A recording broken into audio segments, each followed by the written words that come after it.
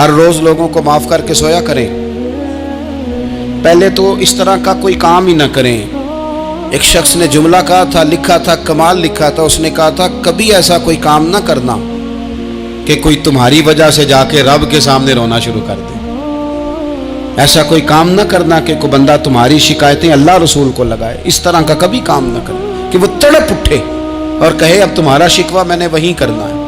کچھ لوگوں کی شکایتیں کرنی پڑتی ہیں اللہ رسول کی بارگاہ میں بھی، اپنے مشائخ کی بارگاہ میں کر دیتے ہیں. بعض اوقات انسان وہ بے بسی کے عالم میں کرے یا بہت زیادہ تکلیف اسے سہنی پڑے تو تب کرے، ہو جاتا ہے. تو ایک تو ایسا کریں نا، اور کوشش کریں لوگوں کو معاف کر دیں، اپنے دل سے چیزیں نکال دیں. ہم معافی نہیں دیتے، کبھی کبھی صلح تو کر لیتے، صلح ہو جاتی ہے.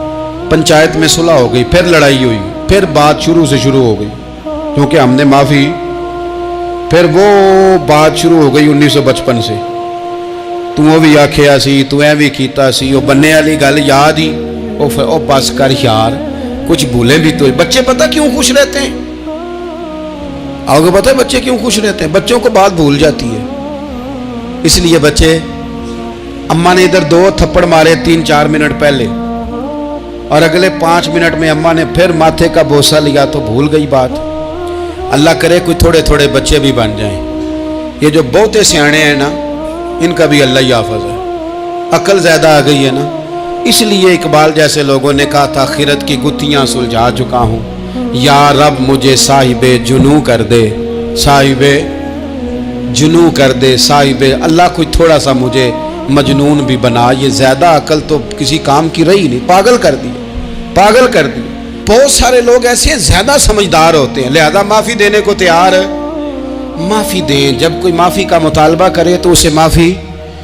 سب سے مشکل کام ہوتا ہے لمبی لسٹ والے دشمن کو معاف کرنا.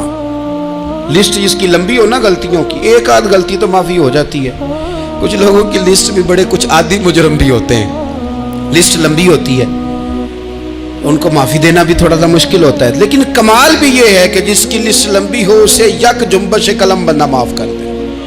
کو چھٹی ہو گئی، جا تجھے معاف کیا. اور یہ ہمیں کیوں کرنا چاہیے کہ میرا رب بھی ایسے کرتا ہے، میرا رب بھی ایسے، وہ گنواتا تو نہیں نا، یہ بھی کیا، یہ بھی کیا، یہ بھی کیا. حضور فرماتے ہیں، ذرا سننا حدیث، حضور فرماتے ہیں کچھ لوگوں پہ اللہ کرم کی چادر ڈال کے نا قیامت والے دن، یہاں بھی اس نے پردہ رکھا تھا تو وہاں بھی کرم کی چادر ان پہ ڈلے گی.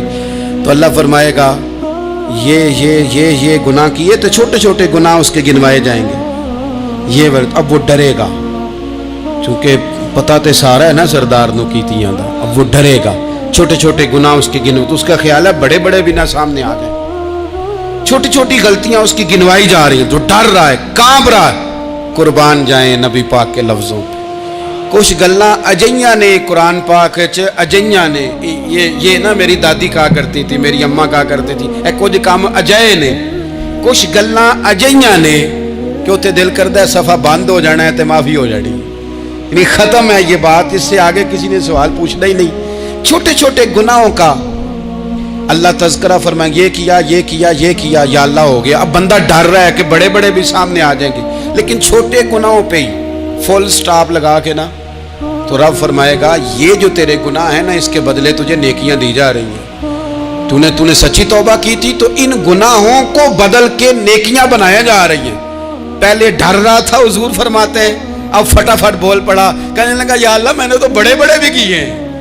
یعنی اگر چھوٹوں کی نیکیاں بن گئی ہے تو وہ پاپ کدھر ہیں، بڑے بڑے وہ میرے کدھر ہیں. کریم یہ بات کر رہے ہیں اور صحابہ رو رہے ہیں، میں نے تو بڑے بڑے بھی کیے ہیں، بڑے بڑے کدھر ہیں. اللہ تعالیٰ بندوں کو معاف فرماتا ہے. رب اپنے بندوں کو وہ معاف کرتا ہے. اگر اللہ معاف نہ کرے تو جتنے جرم ہمارے رب کو ہمارا پتہ ہے. بتاؤ سویرے روٹی ملے، سانس ملے، شعور قائم رہے، جب مالک اتنا معاف کرتا ہے تو ہم اس کے بندوں کو کیوں نہیں معاف کرتے؟ کر دے معاف. اور کچھ لوگ ایسے ہوتے ہیں جن سے امید نہیں ہوتی، اپنے ہوتے ہیں کہ یہ والا جملہ، اور بندہ کہتا ہے یار تجھے تو نہیں نہ کہنا چاہیے تھا، کوئی اور کہتا مجھے. کہتے ہیں، یہ نہ سمجھیں کہ لوگ کہتے نہیں، کہنے والے یہ بات ہی آپ چھوڑ دیں کہ کوئی آپ کو کچھ کہے گا نہیں، یہ چھوڑ دیں۔ مخلوق تو اس طرح کی بات ڈھونڈ کے لاتی ہے کہ انسان پریشان ہو جاتا ہے کہ یار میں یہ کر سکتا تھا، میں نے کیا نہیں، اور جو میں نے کیا نہیں وہ تو نے میرے کھاتے ڈال دیا ہے۔ دو لوگ بیٹھے تھے نا حرم مکہ میں، ایک صاحب کہہ رہے تھے کہ میرے اوپر وہ بدر میں جو قتل ہو گئے کفار، ان کا ذکر چل رہا تھا، تو دونوں گفتگو کر رہے تھے بدر میں ہمارے اتنے لوگ مسلمانوں نے مار دیے۔ تو ایک ان میں کہنے لگے کہ اگر میرے اوپر قرض نہ ہوتا اور میرے چھوٹے چھوٹے بچے نہ ہوتے تو میں تو تلوار لے کے جاتا اور مدینہ شریف جا کے معاذ اللہ بدلہ لے آتا۔ دوسرا کہنے لگا میں دیتا ہوں نا تیرے بچوں کا خرچہ بھی، اور میں تیرا قرضہ بھی اتارتا ہوں، تو جا۔ اس نے کہا پکی بات ہے؟ کہا ہاں، قرضہ بھی میں اتار دوں گا، تیرے بچوں کا خرچ بھی اٹھاؤں گا، تو جا۔ اس نے خنجر تیار کیا، تلوار تیار کی، گھوڑے پہ بیٹھا، گلے میں وہ تلوار اس نے اپنے ڈالی اور مدینہ شریف آ گیا۔ اتفاق کی بات یہ کہ ملاقات حضرت عمر سے ہوئی۔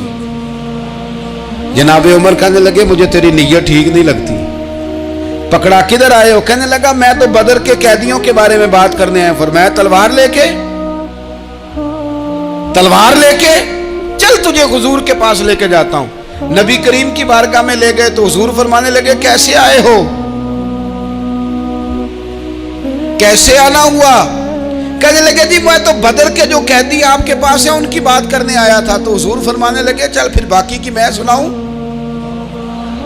خیال آیا مسلمان نیک و بد پہچان جاتے ہیں، محمد آدمی کے دل کی باتیں جان جاتے ہیں صلی اللہ تعالی علیہ وسلم۔ فرمایا میں سناؤں؟ حضور کیا؟ فرمایا تم اور فلاں بن فلاں وہاں بیٹھے ہوئے تھے نا حرم مکہ میں فلاں پہاڑ کے ساتھ ٹیک لگا کے، اور تم نے یہ کہا تھا نا کہ قرضہ نہ ہوتا، بچے چھوٹے نہ ہوتے تو بدر کے مقتولین کا میں بدلہ لیتا۔ یہ سارا کچھ طے کر کے پھر آئے ہو تلوار لے کے، اور یہاں کہتے ہو میں قیدیوں کے بارے میں بات کرنے آیا تھا۔ اس کے تو پسینے چھوٹ گئے، وہ تو بے حال ہو گیا۔ اس نے کہا اس کا تو سوائے اس کے اور میرے کسی کو نہیں پتا، اور اگر آپ کو پتا چل گیا ہے تو پھر آپ اللہ کے سچے رسول ہیں۔ تو حضور اگر آپ کو پتا چل گیا ہے کہ میں قتل کرنے کے ارادے سے آیا ہوں، میں معاذ اللہ بدلہ لینے آیا ہوں، اللہ کرے آپ کو سمجھ آئے میری بات کی۔ یعنی ایک تو یہ ہے کہ بندہ وہ پکڑا گیا ہے، اور ایک یہ کہ کسی کو پتا چل گیا ہے کہ یہ اس کام آیا ہے۔ پھر لوگ جب معافی دیتے ہیں تو بڑی کہانیاں سنا کے دیتے ہیں، ایسے نہیں دیتے۔ حضور اب آپ کو پتا چل گیا ہے تو کیا کریں گے؟ تو حضور فرمانے لگے تو بتانا تیرے ساتھ کیا کریں۔ اس نے کہا کہ میں نے سنا ہے آپ معاف بڑا کر دیتے ہیں۔ یعنی یہ گھر سے کوئی پیار کرنے نہیں آیا، پھولوں کا گلدستہ لے کے نہیں آیا، تلوار لے کے آیا، لیکن یہ میرے محبوب کا حوصلہ ہے، اور آیا بھی عین مسلمانوں کے بیچ ہے، جو چاہیں اس کے ساتھ کر سکتے ہیں۔ اس نے کہا معاف کر دیں، تو حضور نے فرمایا جا میں نے معاف کیا۔ حضور نے معاف کیا۔ وہ کہتا حضور معاف کر رہے تھے اور رب میرے دل میں ایمان کو تازگی عطا فرما رہا تھا۔ حضور نے معاف کیا اور میں نے کلمہ پڑھنا شروع کر دیا۔ ایسے لوگ سامنے کھڑے ہو گئے فتح مکہ کے دن کہ جن کے چہروں سے ان کی زیادتیاں عیاں ہو رہی تھیں، ان کے ظلم چھلک رہے تھے چہروں سے۔ حضور کے سامنے کھڑے ہیں، کانٹے بچھانے والے بھی، روڑے مارنے والے بھی، گلے میں رسیاں ڈال سارے کھڑے ہیں۔ حضور نے فرمایا بتاؤ تمہارے ساتھ کیا سلوک کروں؟ انہوں نے کہا آپ کریم ہیں۔ تو حضور نے پتہ کیا کہا؟ قرآن پاک میں ایک سورہ یوسف ہے، کچھ لوگوں کو لفظ یہ قصہ بھی بڑا برا لگتا ہے، تو اللہ فرماتے ہیں نحن نقص علیک احسن القصص، محبوب ہم آپ کو ایک سونا قصہ سنانے لگے۔ اس کو اللہ نے قصہ کہا، سونا قصہ، سورہ یوسف کو۔ تو سورہ یوسف کیا ہے بھلا؟ ذرا انداز دیکھیے سورہ یوسف کا۔ پہلے حضرت یوسف لاڈلے ہیں باپ کے، لاڈلے، پھر اسی جناب یوسف کے منہ پہ تماچے ہیں، پھر وہی جناب یوسف کنویں میں ہیں، پھر کنویں سے بچ گئے۔ کنویں میں گرا بھی بندہ کبھی بچتا ہے، بچ گئے، اللہ کی شان ہو تو بچ جاتا ہے، بچ گئے۔ فرماتے ہیں میں نے سمجھا بچ گیا ہوں، جب بچ گیا تو بڑی تکلیف ہوئی۔ بھائیوں نے کہا ہمارا غلام ہے، ہم نے بیچنا ہے۔ سگے بھائیوں نے بیچا، جو باپ کی طرف سے سگے تھے بیچا، فرماتے ہیں میں بکا، اب بڑا پریشان تھا کہ یار کبھی آپ غور کریں نا کسی کا ریٹ لگ جائے. فرماتے ہیں اب بڑا پریشان تھا، اور جب میں مصر میں گیا تو میں کونے میں کھڑا ہوں اور لوگ مجھے خرید رہے ہیں. محبت میں یہ قصہ سنانا تو آسان ہے کہ بی بی اٹی لے کے آ گئی تھی، پر جو بیکرا ہے اس کا بھی تو حال دیکھو نا کیا ہے، اس کا ریٹ لگ رہا ہے. یہ بھی تو بڑی. اور جناب یوسف کہتے ہیں پھر عزیز مصر نے خرید لیا تو بادشاہ کے گھر گیا تو کچھ سکھ کا سانس آیا. یہ حضرت یوسف ہیں، یہ لاڈلے ہیں. فرماتے ہیں سکھ کا سانس لیا ہی تھا کہ جناب زلیخا نے الزام لگایا، اور وہ غلطی معاذ اللہ جس کا تصور بھی نہیں، اس کی پاداش میں سالوں جیل کاٹا. لیکن خدا کی حکمت ہے نا، اللہ کا کرم ہے نا، جس ملک کے وہ قیدی تھے رب نے اسی ملک کا حکمران بھی بنا دیا. یہ اللہ کی حکمت ہے نا، تقاضے ہیں نا. صبح کے تخت نشین شام کے مجرم ٹھہرے، ہم نے پل بھر میں نصیبوں کو بدلتے دیکھا. وہ جو چاہے جب چاہے کر دے. تو جب وہی بھائی مجبور ہو کر سوالی بن کر سامنے آئے ہیں، پتہ کیا ہوتا ہے، بندہ معاف کر دیتا ہے. بہت سارے لوگ معاف کرتے ہیں پر کہانیاں سنا کے، پتہ جنا ادو کی آکھیا ساجے، پتہ جنا ادو کی کیتا ساجے، پھر پتہ جنا تسی اے بھی آندے سو. یہ ساری کہانیاں سنا کے. لیکن حضرت یوسف کے سامنے کھڑے ہو گئے. جناب یوسف نے بات چھیڑی کوئی نہیں، فرمایا تم سے بات ہی کوئی کرنی، جاؤ تمہیں سارا کچھ معاف کیا. اب جب یہ لوگ مکے والے حضور کے سامنے کھڑے، اس طرح معافی دینی چاہیے. یہ جب سامنے کھڑے ہوئے تو حضور نے فرمایا پتہ ہے تمہارے ساتھ کیا سلوک کرنے والا ہوں؟ کہا حضور نہیں. فرمایا وہی جو جناب یوسف نے بھائیوں کے ساتھ کیا تھا. پچھلا صفحہ پلٹنا ہی کوئی نہیں، جاؤ تمہیں معاف کیا، جاؤ تمہیں معاف کیا، جاؤ تمہیں معاف کیا. اور صرف معاف نہیں کیا، ساتھ عزت بھی دی. سب سے زیادہ مقابلے تو حضرت ابو سفیان نے کیے تھے نا، آخر تک وہ آئے تھے. آج وہ کلمہ پڑھ رہے ہیں، سردار ہیں، کلمہ پڑھ رہے ہیں. تو نبی پاک نے صرف معافی نہیں دی، عزت بھی دی. فرمایا جناب ابو سفیان چونکہ اب مسلمان ہو گئے ہیں، میں سب کو معاف کرتا ہوں. جو اپنا اندر سے دروازہ بند کر لے اسے بھی معاف کرتا ہوں، اور جو ابو سفیان کی حویلی میں آ جائے اسے بھی معاف کر دوں گا. تو ابو سفیان وہ کہتے ہیں میں حیران ہی ہو گیا کہ اتنی بڑی بات، معافی بھی دی اور ساتھ عزت بھی دی. تو آج جو سبق آپ کی خدمت میں میں نے عرض کیا ہے، اس کو آپ امید ہے یاد رکھیں گے. ایک تو یہ کہ معافی مانگ لیں. اگر کسی جگہ ہمارا معافی مانگنا، اگر ہم سمجھتے ہیں، ہمارا دل ضمیر گواہی دیتا ہے کہ مجھے معافی مانگنی چاہیے، تو معافی مانگیں. اور دوسرا پھر معافی دیں بھی، اور معافی دیں، سیاسی صلح نہ کریں. معافی دیں تو پھر واقعہ ہی دیں، دل سے دیں. اور آخری بات یہ کہ جس طرح ہم نے لوگوں سے معافی لینی ہے اور معافی دینی ہے، اسی طرح جہاں ہم سے شرعی قباحتیں ہوئی ہیں، اخلاقی کمزوریاں ہوئی ہیں، ایک بات تو اچھی طرح سمجھ لیں کہ نفل پڑھنے سے حقوق العباد نہیں معاف ہوتے، وہ بندے سے معافی مانگنے سے ہی ہوتے. ساری رات کو بندہ تسبیح پڑھے اور کہے کہ میں نے اماں کی نافرمانی کیا تو معافی ہو جائے گی، نہیں، وہ اماں ہی معاف کرے گی تو معافی ہوگی، وہ ابا ہی معاف کرے گا تو پھر ہی معافی ہوگی. میں پرسنلی بعض چیزوں کو نوٹ کرتا ہوں اور مجھے ان کا بڑا خیال رہتا ہے. میں محسوس کرتا ہوں کہ نہ چاہتے ہوئے بھی ہمارے رویے سے بعض لوگوں کو تکلیف ہوتی ہے، نہ چاہتے ہوئے. تو حقوق العباد کے مسئلے میں ہم زیادہ کمزور ہو جاتے ہیں. آج یہ سوچنا ہے کہ وہ جو میری ذمہ داریاں ہیں، جو شریعت نے، دین نے، اسلام نے، اور کچھ میں نے خود کہیں شاگرد بن کر، کہیں ارادت مند بن کر، کسی جماعت کا ممبر بن کر، کسی مسجد کی ذمہ داری لے کر، کسی ویلفیئر کام کی ذمہ داری لے کر، کسی غریب کی ذمہ داری لے کر، کسی مزدور کی ذمہ داری لے کر، جو میں نے اپنے اوپر خود چیزیں ضروری قرار دے لی ہیں، میں ان میں کہاں تک کامیاب ہو سکا ہوں. اپنی ذمہ داریوں کا حضرت معاویہ بن خدیج رضی اللہ تعالیٰ عنہ ایک صحابی ہیں، وہ فرماتے ہیں کہ مجھے حضرت عمر نے کہیں بھیجا تھا جہاد کے لیے، تو میں وہ کامیابی کی خبر لے کر دوپہر کو لوٹا. تو عرب شریف کے اندر چونکہ گرمی زیادہ ہوتی ہے، میں نے مناسب نہیں سمجھا کہ میں حضرت عمر کو دوپہر کو جگا کے خبر دوں کہ حضور بے فکر ہو جائیں، اللہ نے کامیابی دے دی. میں نے شام ہونے کا انتظار کیا. یہ ان کے اچھے اخلاق کی علامت. आला ज़रफ़ी की बात बता रहे हैं। कहते मैंने शाम होने का इंतज़ार किया, मगरिब के वक़्त या असर के वक़्त मेरी मुलाकात हुई तो मैंने हज़रत उमर से कहा कि हुजूर अल्हम्दुलिल्लाह अल्लाह ने कामयाबी दे दी, जिस मुहिम पे आपने भेजा था वो अल्लाह के फजल से उस मुहिम से कामयाबी हो गई। तो हज़रत उमर फरमाने लगे देर से क्यों आए, मुझे तो उम्मीद थी कि तुम सरे दोपहर आ जाओगे। मैंने कहा हुजूर मैं दोपहर को ही गया था, दोपहर को ही गया था, पर सोचा कि आप आराम में होंगे। क्या जवाब है, और क्या उस जवाब के अंदर बहुत सारे लोगों की तर्जुमानी है। हज़रत उमर फरमाने लगे आराम करता था मैं, पर वो दौर गुजर गया। अब तुम दोपहर की बात करते हो, अब तो रात को भी कम मिलता है। वो था एक दौर। अब जब अपने जिम्मे खुद जिम्मेदारियां ज्यादा ले ली, अब क्या पता कि कोई कहां से चल पड़ा है तुझे मिलने को। वो दौर गुजर गया जब तू सोता था, मन चाही जिंदगी बिताता था। अब तूने खुद ये फैसला किया है। अब तो मैं भाई, तुम दोपहर की बात करते हो, मैं तो रात को भी गश्त करता हूं कि कोई जरूरतमंद तो नहीं, कोई हाजतमंद तो नहीं। तो जो हमारे जिम्मेदारियां हैं उनमें नाजुक हद तक इमाम बहकी रवायत लाए हैं। एक सहाबी थे जो हुजूर को हंसाया करते थे, हुजूर को हंसाते थे, नबी पाक को बड़े प्यारे थे। इस तरह के भी कुछ बंदे होने चाहिए, इस तरह के भी कुछ बंदे।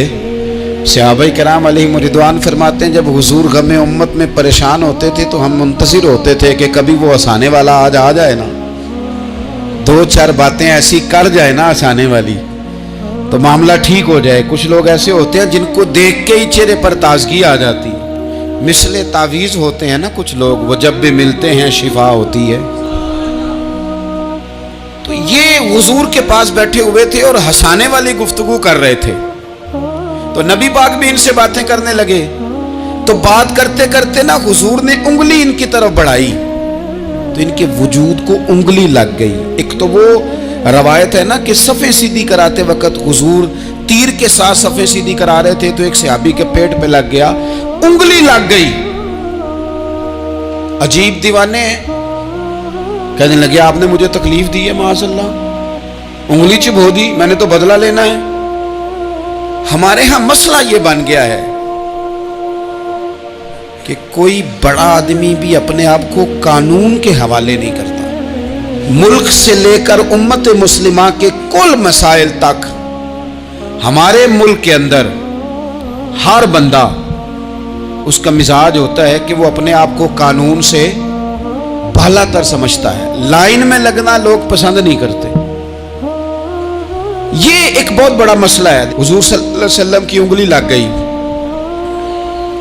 तो कहने लगे आपने तो मुझे तकलीफ दी है, मैं तो बदला लूंगा। तो हुजूर ने फरमाया ले ले बदला।